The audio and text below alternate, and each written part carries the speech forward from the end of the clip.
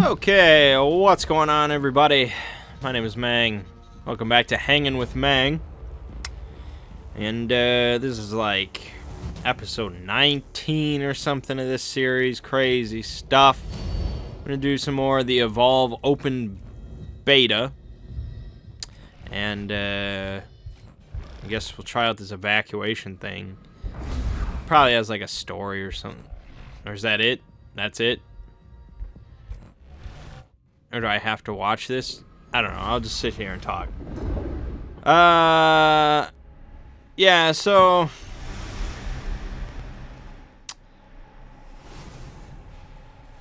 let's see. It was a good week for the channel. I think relatively good. We got roll manging back. That was nice. Getting into that again after that little hiatus. Yeah, I don't think there's anything there. So that should be good. A weekly thing. For board manging, we got the top 10 list out. So you can check that out if you want to know what my top 10 board games are at this point in time.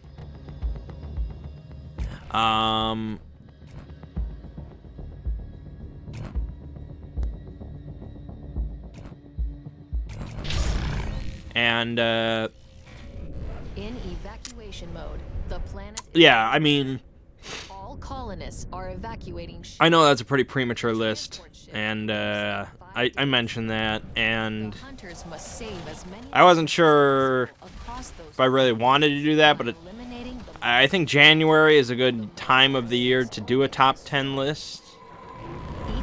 You know, because the holiday gaming time has pretty much come to an end, so you play a lot more games, you can reevaluate, and you get ready for the new year and all that. So I think January is a good time. So it was either do this one prematurely and just kind of set a baseline, or wait a whole year, and do it then. But so it's fine. Top 10's out there. I put up a video talking about the 4-year anniversary coming up February 5th. So that's what the Mangg's anniversary project video is. If you haven't checked that out, I'm looking for suggestions on specific moments from the last couple years as far as my videos go, to put into a big montage, like your favorite moments, stuff like that. So if you have a specific moment in mind from any of my videos that you definitely remember and you think belongs in the montage, yeah, please put a comment on that video, because I'm gonna need some assistance. Thanks to those who have already commented on that video. I mean, some of your comments are a little broad, like just mentioning like a whole Let's Play. Like I mean, yeah, I know what Let's Plays I've done. I'm just more looking for specific moments, which is probably, I mean, I know it's tougher to remember specific stuff, but that's why it would be really tough for me. A bunch of people, I think the most mentioned was the To the Moon ending. And I really didn't want to put that in, but I probably will, because it was kind of a big deal. Because I don't generally get too emotional about shit. So yeah, I get to relive that embarrassment. So yeah, there's that. I started Commandos 2, which is a game that I really enjoy. So that's why it's kind of clipping along at a good pace.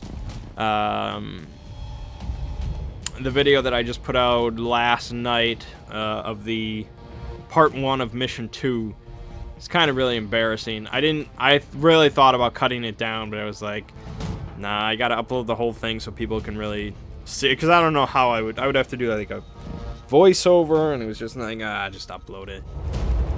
It's embarrassing though, because it's really shitty. I should be better than that. But that is a great game, so that'll continue.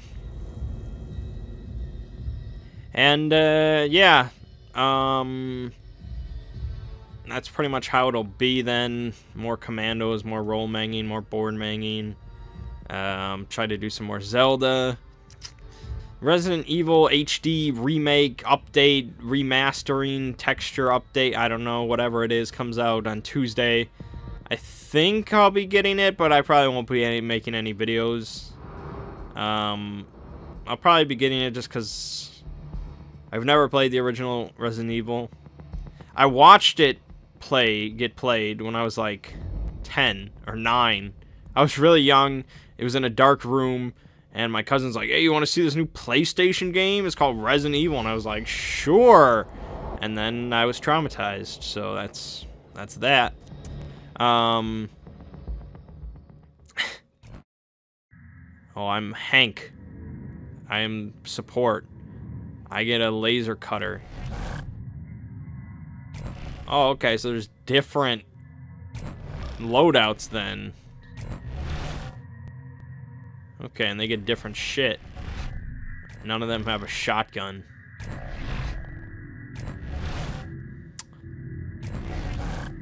Yeah, so I'll probably get in that because Ziggy really loves Resident Evil and he's getting in. He's like, oh, you should play it. This is the version to get. So, yeah, I guess I'll try it. It's like $20.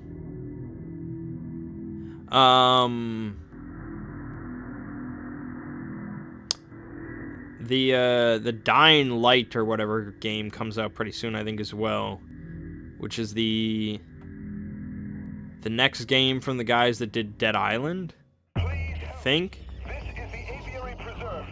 And it involves parkour, stuff like that. I'll probably wait for reviews from that, and I don't know. I don't know if I'll do any videos on that. He provides the team with a tactical advantage.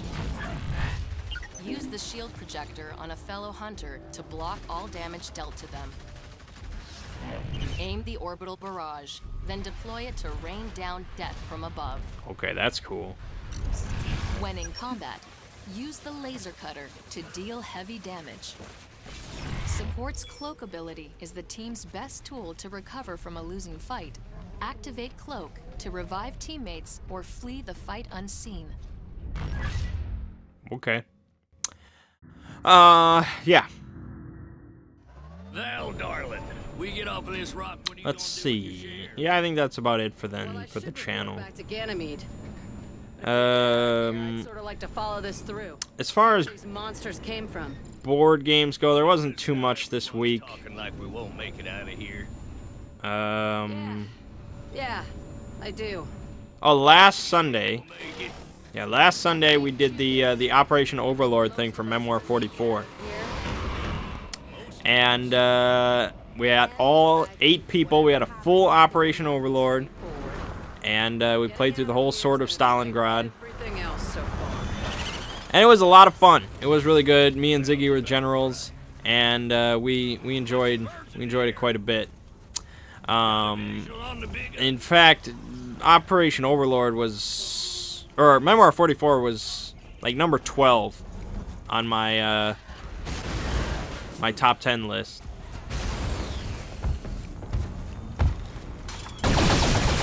What is this monster doing?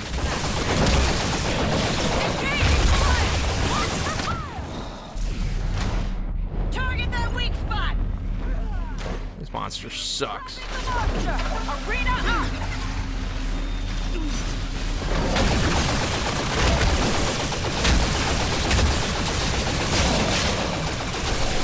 I want to use the barrage.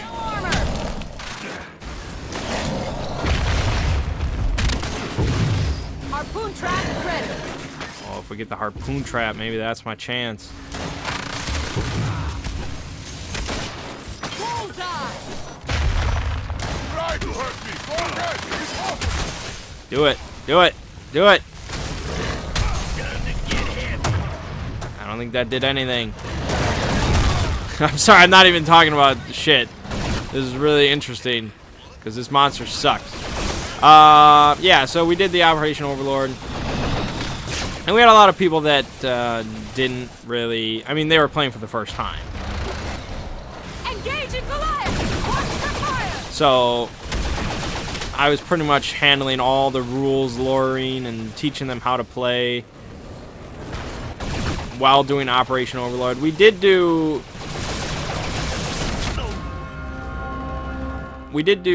Pegasus Bridge, just the regular 2-player thing, as like a tutorial for all of them. But yeah, they picked up on it for the most part. There was we made a lot of mistakes. I mean, it was not tournament level play here, so. Traps ready.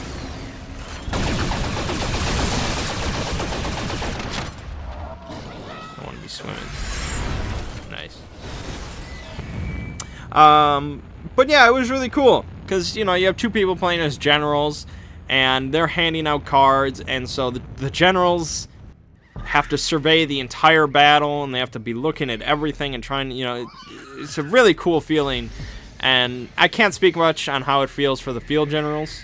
You know, because they're in charge of 1/3 of the map each. And so it's almost kind of like 3 different 2-player games going on, and then you have 2 people that are just overlooking the entire thing and trying to, run everything. And you can only talk to one of the field generals per turn. You just have to hope the other ones are doing what they need to be doing. And yeah, it's really cool. I imagine if everybody knew all what they were doing, it'd be probably the preferred 8-player experience. We would do it again, but it's probably not something we're going to do every week,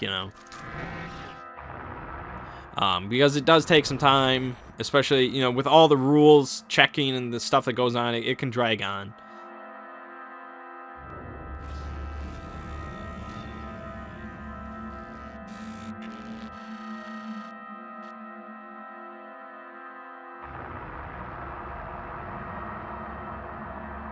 And I was like, I'm confident we got this. Problem is, I did that, and it's not a 2-player game. It's an 8-player game, and I had to rely on other people to know what they were doing, and that didn't really happen. Mostly, we can blame Mert if you really want to blame somebody. Mert screwed up everything. He had a very important part to play, and he mishandled it. And I didn't spend enough time talking to him because I told him before we started, I was just like, your job is just a distraction. Just hold back. Just don't do anything I wouldn't do. You just sit there and distract him while, the other side swoops in from the side and cleans up. He didn't do that. He thought, like, he just blitzkrieged. He did exactly what the Germans did, and we lost like the Germans did. That's how it was. So, yeah, blame Mert. But it was a lot of fun regardless. I didn't even sit the whole time. I stood the entire time just overlooking the map. Like a real goddamn general. It was good though. Yeah. Expensive though. If you really want to get everything how it should be, everybody has the right miniatures and stuff like that. Yeah, it's pricey.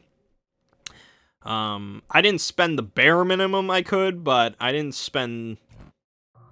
put a lot into it as far as, like, I bought the Operation Overlord, so I had the rules and the cards. The cards are really important, and then you get, like, these little cardboard chits for extra units. And then I bought Eastern Front, so I could have Russian miniatures. Because that seemed kind of important for the Battle of Stalingrad. And so all told, that's like $80 or something like that. So it's not, well, then I also bought Sword of Stalingrad, so it's like $100. It was like $100 for that. And that's a lot of entertainment potential just out of that $100. I mean, there's a lot there. So I also bought the terrain pack, but we didn't use that, so I was misinformed that was important, and it wasn't. But yeah, it was really good. I mean, as far as wargaming goes, that's a great start, I think. I doubt we'll get more involved in that. I think Memoir with Operation Overlord and all that is probably good for our wargaming needs.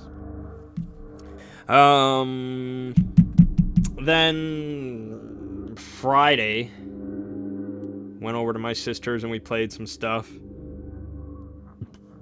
Played a game of Chinatown, which I won, which was good. I mean, there was some arguing amongst us as how big of a factor luck is in Chinatown. I tried to convince them luck wasn't that big of a deal. It definitely is, but I'm like, it's all about negotiation, you know. Everybody, the luck will balance itself out, you know. You're gonna get a good set of cards. You're gonna get maybe the shops that you need, but then also you're gonna get crappy cards one turn, and you're not gonna get any shops you need. And so it balances it out for everybody, and it's just about the negotiation that's so important. And then they saw that I got, you know, really lucky, and I got my full restaurant done on like turn 3, but I had to do some negotiation for that. Ready for the drop. Well, good as we're gonna get. So I don't know. So let's go with that. Hard to say, really. All right, so this is kind of interesting. Now there's like objectives that we're trying to get to here before the monster does. That's a monster, right?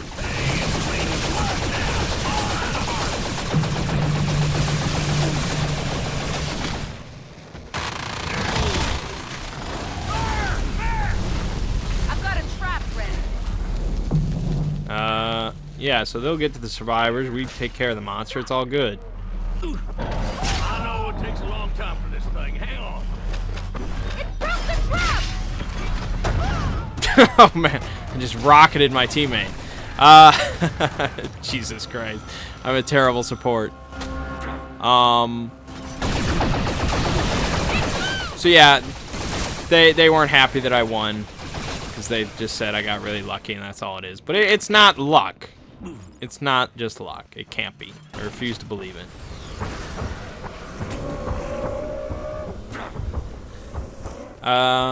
Yeah. So I enjoyed it though. Rod's here. Move. I think they liked it. They just thought I was getting really lucky. But I really was like all I had was just the restaurant. And then they just didn't negotiate properly. They showed poor negotiation skills. It's not my fault. So then we moved on to Dixit, which I had yet to play. So I was like, you know, let's try something new so I can get a feel for it. And Dixit is basically Wits and Wagers meets Apples to Apples with art, I guess. Which is a really weird way of describing it.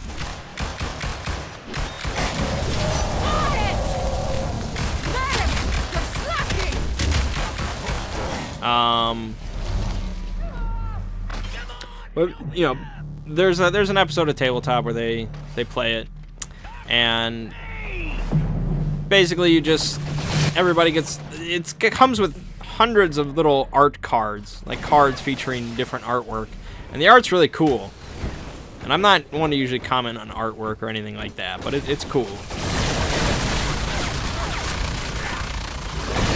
Somebody harpoon this thing so I can freaking... Trap's ready. Stand by. You folks are almost out of here. Here, there's a trap. Deal with that shit. Oh, God. Well, I bombarded him, that's for sure.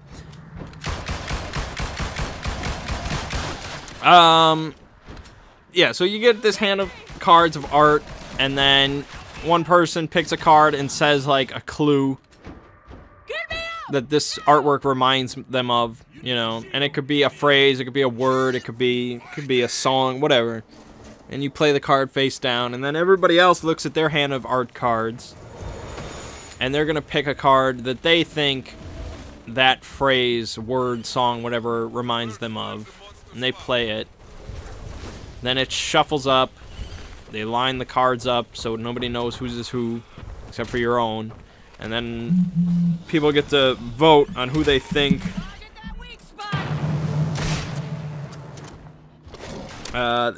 the first player's card was. I'm explaining this really poorly, I know. But basically, here's the quick and dirty. as the active player who says the clue, you basically want to give a clue that is not too vague and not too obvious. Because you want, like, one person to get it, you know?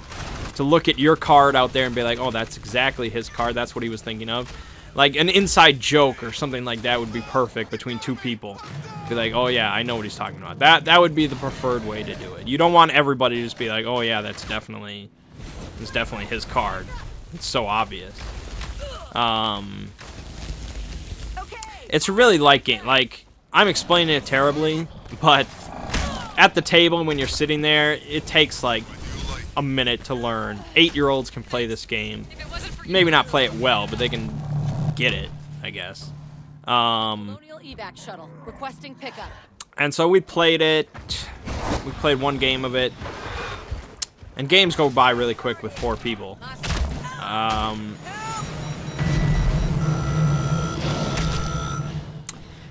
We didn't do great. It requires a creative group, I'll admit. And I'm pretty creative, so I did alright. But sometimes you're just sitting there and you're looking at your hands of cards and you're like, I can't think of anything. So it can get kind of like Spyfall, you know, where there's just kind of that dead air. Where it's just like, I don't know what to think. I can't think of anything. I'm on the you're put on the spot and it's just like, I don't know. So it kind of requires a creative group. I would prefer to play Spyfall. I think that's a cooler game. But Dixit is really light, pretty damn simple, and even if you're not that creative, I think you can muddle your way through. Whereas Spyfall, you might just be, and you might kind of just ruin the game for everybody if you're really shit.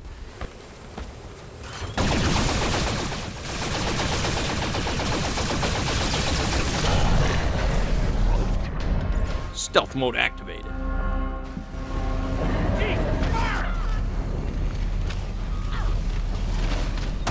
Whoa!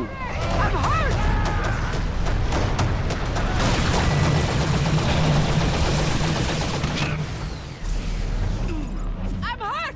Okay, I got you. So yeah, it's a good, it's a party game, I would say, but it's a weird kind of party game. It's not like let's all just sit around and laugh our asses off for an hour kind of party game. It's kind of like, let's sit here and kind of examine each other psychologically party game. So it's a little strange, but I'm alright with it in my collection. And then we ended with a good number of rounds of One Night Ultimate Werewolf. And I introduced the Daybreak expansion. So I started filtering in roles from there. And I think there's a bit... It requires a bit of thought, I think, at that point, in what roles you include and what you leave out. With the base game, you can kind of just throw in almost any of them, whatever you want. But with Daybreak, you can very easily skew it, making it way too easy for one side. And so I think with all the roles that I was including, it was way too difficult for the werewolf to win. Especially with 4 people, it's likely that there's only going to be one werewolf out there. And so it can be really tough for him to win because everybody can just easily deduce what happened during the night. Because of all the new roles that are in there. So yeah, the werewolf didn't win often.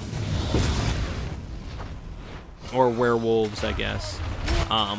It's still a great game. It's my number 10 on my top 10. I really enjoy it.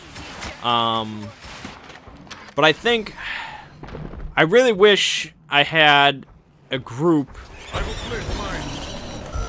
large enough and willing to play the Resistance, because I think I would like that game a lot. Because it's more solid, just kind of deduction and pure line. Rather, well, I mean, Werewolf is it can be kind of, I don't want to say fiddly, but it kind of can be just like, if you're the werewolf, there's almost nothing you can say to really win. You know, they know, like, not like perfect information really, but getting there, you know, where it's just like they know what exactly happened during the night. They can figure, okay, and that's what I was doing. Like, when I wasn't the werewolf, I was just like, okay, this happened here, you did this, we did this. And yeah, you know, maybe the werewolf could say a perfect lie. But one time when I was the werewolf, I calculated my chances of winning. I could sit there and I calculated it. It was a 67% chance of me winning, and I lost. And there was nothing else I could really say. Like, those were my best odds. I calculated it. And so it's just like, when you can get kind of calculating down, I think we're drifting away from what this game intends. So, I still like it, and I'll play it plenty more, but yeah, I think there's, with Daybreak involved, I need to think about what roles I'm really including to make it fair. Yeah. So that was that. I didn't do much board gaming this week, but, I did buy some books. And I don't mean no fiction books or any crap like that. I mean Call of Cthulhu books. One I bought was the Cthulhu Mythos Encyclopedia. Let me grab that. This one, I'm really glad to have this on my shelf now. This seems like something I should have. The Cthulhu Mythos Encyclopedia, a guide to H.P. Lovecraft's universe. And basically, it's an encyclopedia of everything ever mentioned in like a mythos story, for the most part. I mean, yeah, they have all the main thing, everything I've mentioned to you guys as far as the mythos is in here, but then they also have kind of some weird stuff, like, I don't know, let me find something I'm not familiar with, like Mnumqua, or something like that, you know, God worshipped in both Themhedra and Earth's dreamlands, who often takes the form of a bipedal saurian. You know, there's like some stuff that I'll never mention or include in any of my games or anything like that. But then they also have, you know, my favorite part was Cthulhu gets a page and a half worth of the book. Cthulhu himself is a page and a half worth of info. Nyarlathotep, 6.5 pages. I was like, damn straight. Because this book, this goes into all his different masks that are known. And he's got a bunch detailed here, more than I even knew about.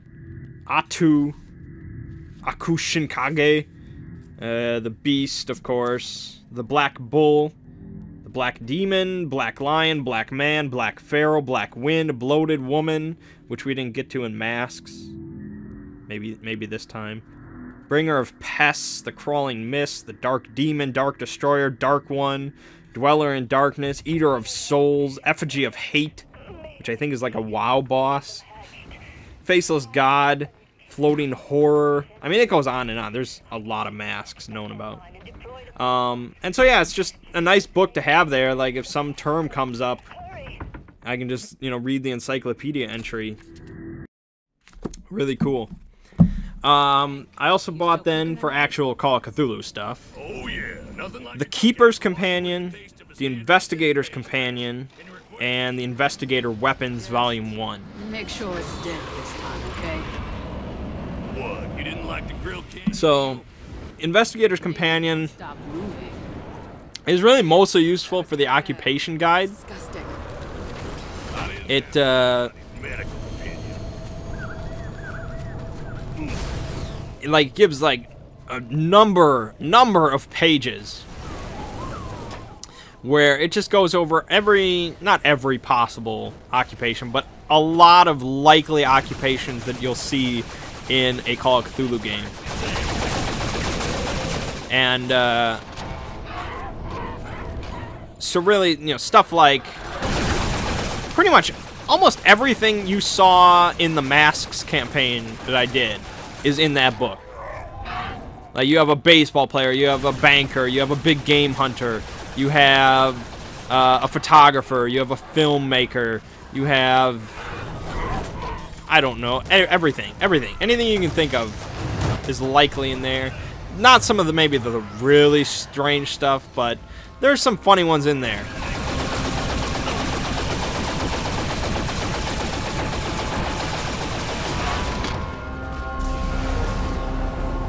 probably should just be up on this ridge, really. And so it's really useful because it gives you like a description of the occupation, and then it gives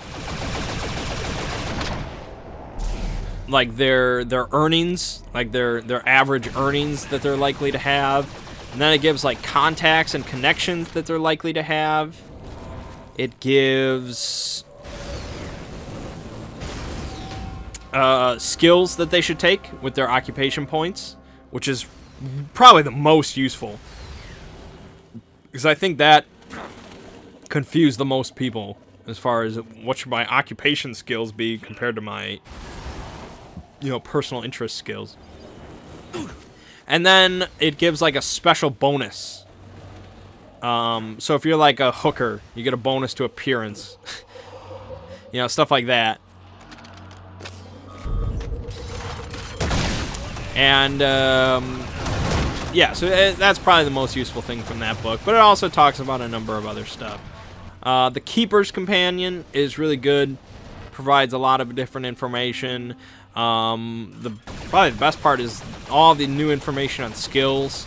Like, it really expands all the knowledge about skills and other applications of skills, and it gives some new skills that aren't in the regular 6th edition book, stuff like that.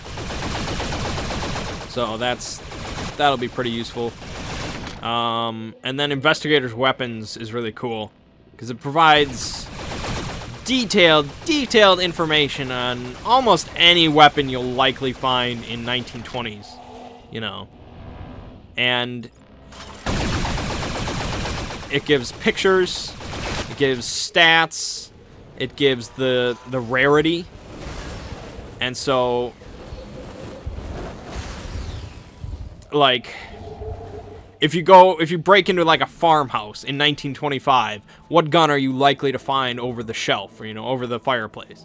Like, it tells you. It's like a, I don't even remember the name of the company, but it's a model 1908 single shot shotgun or something like that. And it's just like, this is what you'll find very likely in that farmhouse. And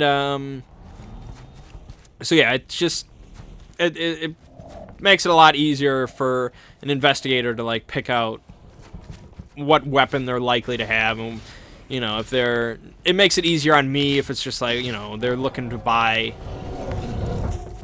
go to a gun store. What can they buy, you know?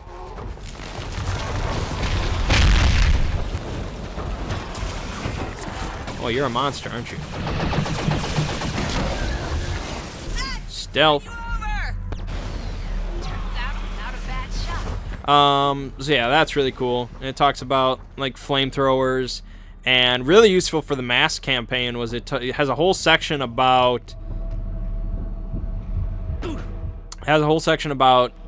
like legalities and customs laws and stuff like that. So that was one of the biggest things that I was trying to research when I ran masks was, wow, he actually owned me very quickly. Like when they went to the UK, what do I do for like gun laws? Because I know nowadays the UK is pretty damn strict as far as guns go. But 1925, it's hard to find that information, but luckily they compiled it. And so now I know when they go to the UK, handguns, like, unless they're British born and they have a license already prepared and they had it renewed for the new year, they're not going to bring a handgun in. Also, any automatics or anything like that, or rifles, probably not. But shotguns, they didn't consider firearm. So shotguns are just freely available. Whatever. Oh, you got a shotgun? Happy hunting. It's really strange.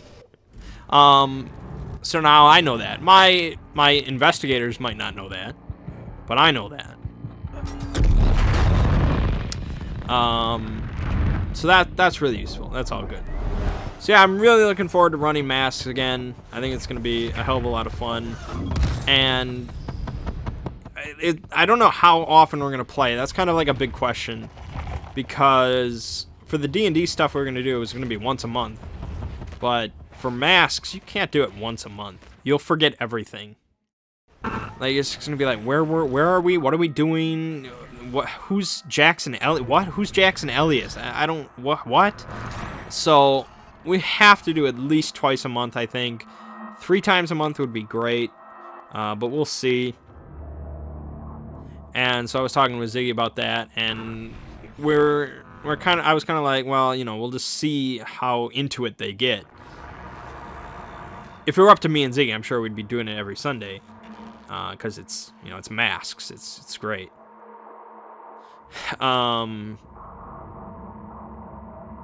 But it's like, if you don't like masks, if you don't get into masks, you don't really like RPGs, like, at all. Like, D&D never would have worked then with that group, because then they just don't like RPGs. Masks is the pinnacle of role-playing, in my opinion. Now, again, I'm biased because I really like Lovecraft stuff, and I like running it.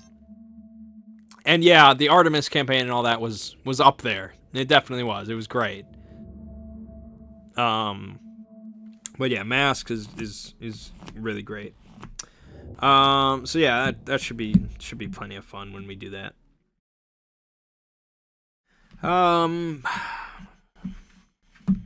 I saw Taken 3 this week. I'm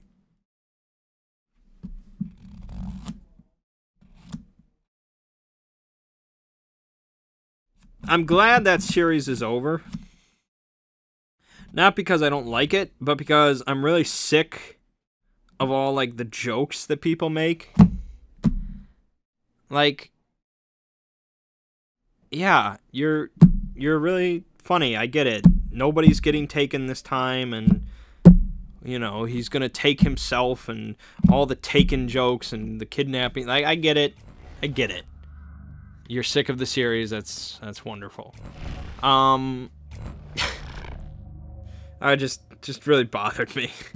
So I'm glad the series is over, so people can just stop talking about that. But I just like I like seeing Liam Neeson kick ass, and that's what he does, and that's what he did, and great. That's what I like. Is that wrong? Maybe.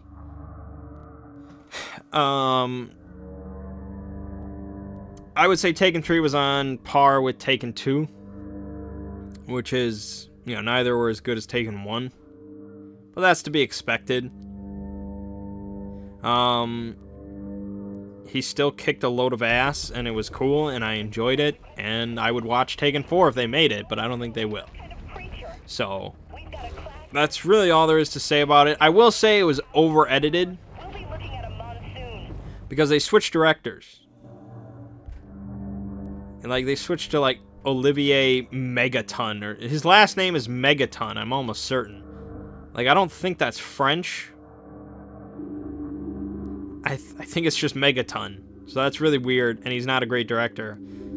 Action, like I've said many times in the past, action is kind of an art form as far as editing goes. There are movies where you can get away with no editing in an action scene. And it's really striking when you do it properly. Like Hard Boiled, you know, the hospital scene of that is one of the most celebrated action scenes of all time. Holy shit, 2 years. Another one that stands out to me is like, I want to be here 2 weeks. I think it's, yeah, Ong Bak with Tony Ya.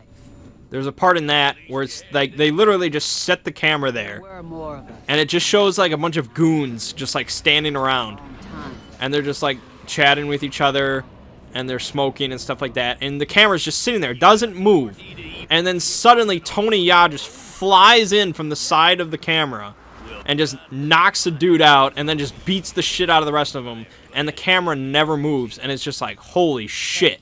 Because you know, like, that, they couldn't fake that. They couldn't edit any of that. That's just Tony Ya with some incredible choreography and some incredible athleticism, and it's awesome. And so that was really striking and memorable to me. I won't likely forget that. I just got mauled by an animal, by the way. Where am I going? I think people are just following me and I don't like it. So you can do... Hold on, did I see something? No. Oh, maybe. So you can do no editing, and it can be really striking. Or you can do, like, perfect editing, where the editing adds, like, a sense of kineticism to it, you know? Like a weight and a speed to the action, where you feel like you're there, you know, you're in the fight. Or something like that, you know, it just feels good. And that's tricky. You know, watch, like, The Bourne Identity or something like that. You know, watch, I don't know, a Jet Li movie. You'll feel it. And then if you go overboard on that, then you get lost. Then you no longer have a sense of reality. Like, you're not sure where the camera is in relation to the scene. They make too many cuts. It's too close up. And you're lost. You're very confused. And you can't follow the scene at all. And that's what happened with Taken 3 and a bunch of the action scenes. It was just like, I have no idea where we are, what's going on, what just happened. And, yeah, it really impacts the enjoyability of an action scene. Because the director would make, like, he would make a cut every second, basically. There was one scene where it wasn't even like an intense action scene. It was just like a chase scene, a mild chase scene on foot, and there'd be a cut like every second to a different angle. And this sounds like just a nightmare. And I had no idea what was going on, and it's just like, oh my god, I just got Ravage.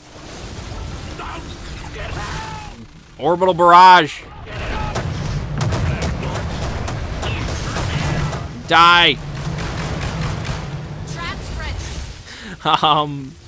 Yeah, so that really was probably the worst part. I think it would have gotten a much higher rating if he had just cooled down on the editing way more.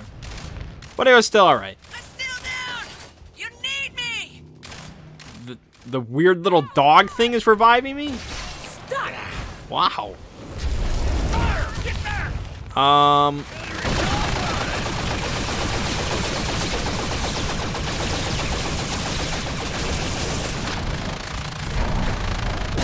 Trap works.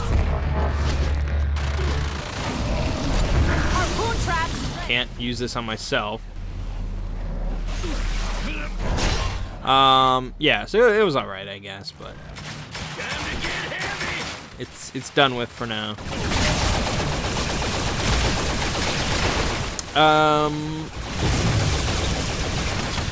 Next week, I really want to see Black Hat. That's my type of movie right there. It's just mindless stupidity mixed with a bunch of action that doesn't make much sense. Thor is just playing some MIT graduate who can take out Jason Bourne or something like that, if the trailers are to be believed. And he's got to take out some other hacker who's taking over the world with his binary, and it just probably does not make any sense, and there's probably a lot of stupid computer terms, but it's going to be great. That's my type of movie. I'm staring at the monster's penis. I'm shooting it extensively. That's my type of movie. Everybody else wants to see this American Sniper movie, and that's not my thing. Admittedly, I don't know if I've actually seen a trailer for it, but it just seems like there's gonna be a lot of drama, a lot of emotion, and then it's just gonna be kind of like rah-rah patriotism. I don't know. Got it. Like, I know it's like a biographical war movie. But I feel like when you involve that, there's just gonna be a lot of emotions. That's what I feel, and I don't want to sit through that.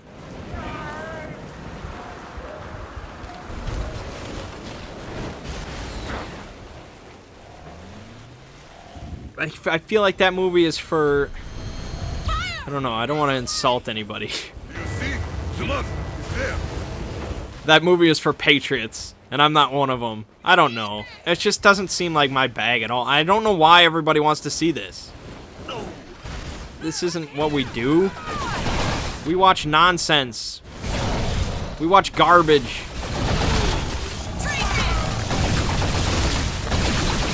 I don't want to see anybody cry. I don't want to see anybody cry. I don't want to see it. That's not why I go to the movies. So I don't know what we're gonna see. If they all go see American Sniper or whatever, I'll just sit this one out. I'll just watch. I don't know. Shoot 'em up. Clive Owen didn't cry and shoot him up. They broke all his fingers. He didn't cry.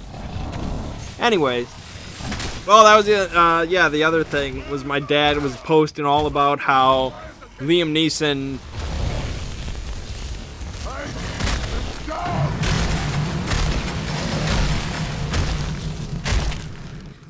provided firearms for Taken 3. Said they will no longer work or provide anything for Liam Neeson's projects and stuff like that. My dad was posting all about, you know, Liam Neeson's a pinhead, and I won't watch any more of his movies and stuff like that. And it's just like, what kind of person are you? Who does that? Like, I don't give a shit what Liam Neeson says. Like, it doesn't, what does it matter? I'm gonna stop watching his movies because he said something? Like, I feel like I've mentioned this before in some video, especially in regards to my dad, because he always does that. It's like, if they say something in their personal lives that doesn't agree with your personal philosophy, you're done. Like, I mean, maybe if it's like your friend and he says something really heinous that you just can't agree with, yeah, maybe that distances you a little bit from him. But this is an actor. The only thing I care about is the movies. If he made shit movies, then yeah, I wouldn't go see his movies. But he could stick a gerbil up his ass in his private time, and I wouldn't care. Time to get to work. It's like Michael Mafume. I don't dislike Michael Mafume because he apparently raped some woman. I mean, that's not really a good thing to do. I don't think that's what you should be doing. That's not why I dislike him. I dislike him because he makes really shitty freaking movies that piss me off. That's what. What's up?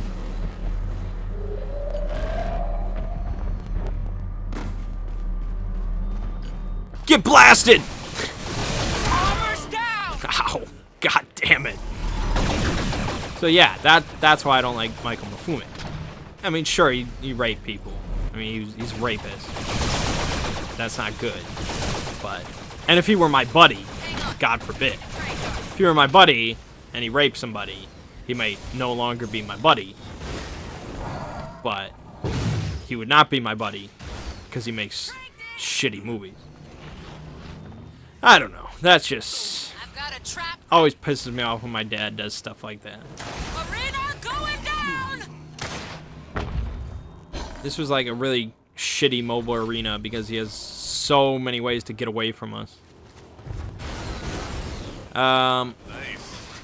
Fighter model SU. So yeah, I don't know. What can I say? Yes, very expensive climate control. So far this week, really, when I wasn't recording this week, my free time was spent playing Final Fantasy X Start a new colony. and binge watching Battlestar Galactica. I think rather I will start new colony on world. Because when I first played the game, the board game Battlestar Galactica, I binge watched like the first couple seasons, or like a season and a half, and then for some reason, I think I went on vacation, and so I didn't watch it for like a week, and then I guess I don't know, I got distracted, I moved on to something else. And so then I stopped, and I was like, you know what, I want to finish Battlestar Galactica, so I've watched like a season straight this week or something like that, the last few days. And yeah, I'm almost done with season 3. Just a fantastic show. Everybody should watch that show. It's great.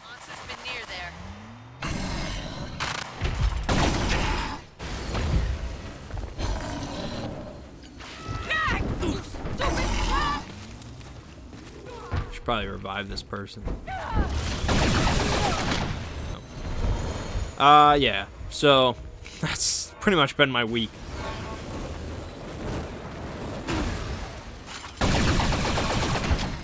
Final Fantasy X, solid game. A game that my brother and I just can't agree on because he thinks it's shit. I don't know why he thinks that. I mean, yeah, the story is kind of garbage, but gameplay is just great.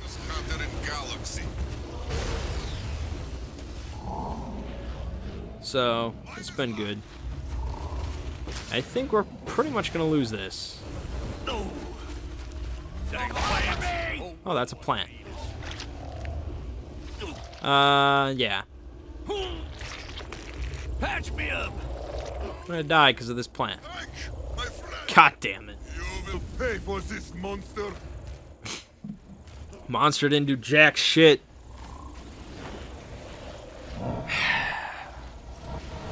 Yeah, now he's stage 3, so we're kind of screwed. We're listening. It wants us to fear. Yeah, that's about all there is to say, really. Putting down a trap.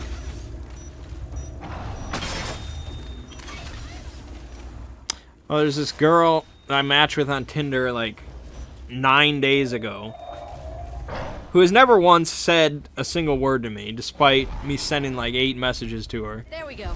I see it. Out there. And she's really not, even if she did start responding and talking to me a lot, I don't think I would ever go out with her. This girl is an attention whore to the fullest degree of the term. And she's kind of a big girl. I'm bleeding. It's loose. And so,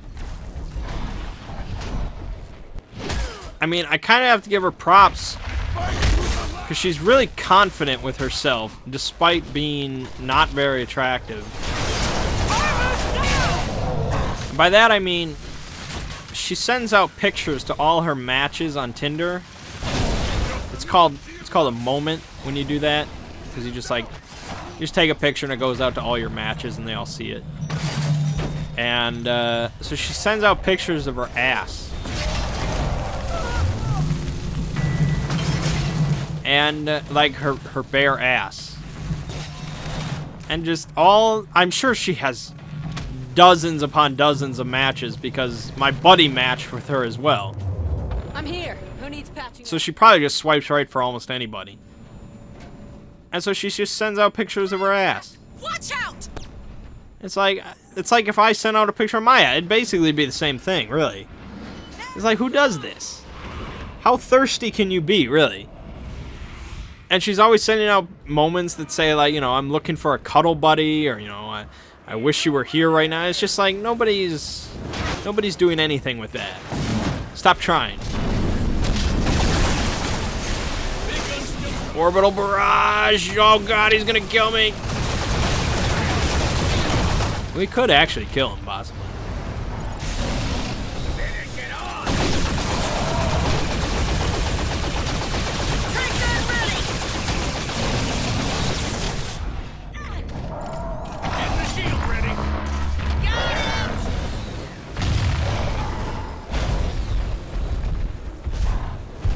Should probably get down there. And so I just keep, I mean, I'm not gonna ever unmatch her, and she will never unmatch me, because attention whores don't do that. A winning scenario. And yeah, so she just like a terrible human being, really. But it's like, really, she's fat, slutty, and stupid. And I just kind of wonder, it's like, what is it like to be that kind of person, you know? I mean, I know what it's like to be fat. not arguing that, but it's just like that combination. I don't know. It's just like it would be such a completely different lifestyle, because she's probably pretty ignorant. And ignorance is pretty bliss. I don't know what I'm really trying to say here. Like, I wonder, is she like a happy person? Jesus Christ. I don't know. She's just a unique individual. Like, it's almost like a sociology project of me just following this girl on Tinder and seeing just what she does with her life, because she pretty much shares it all. I think we just got wrecked completely. I think we did terribly. Crazy game, though. Can't wait for this game to come out, because I actually want to play with other people and communicate.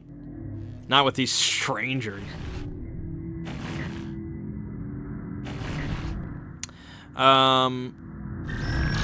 Yeah, okay. So we lost pretty terribly, I think, when there's like 5 monsters just standing there at the end, yeah. Alright, so that is Evolve, and this was Hanging with Mangg. Hopefully, if all goes well, next Sunday, next Hanging with Mangg, I will have some great stories about the start of our mask campaign. If all goes well. Which I'm really rooting for, because I'm pumped. I'm pumped! But, alright then. So my name is Mangg. This has been Hanging with Mangg. I'll see you fine folks next week.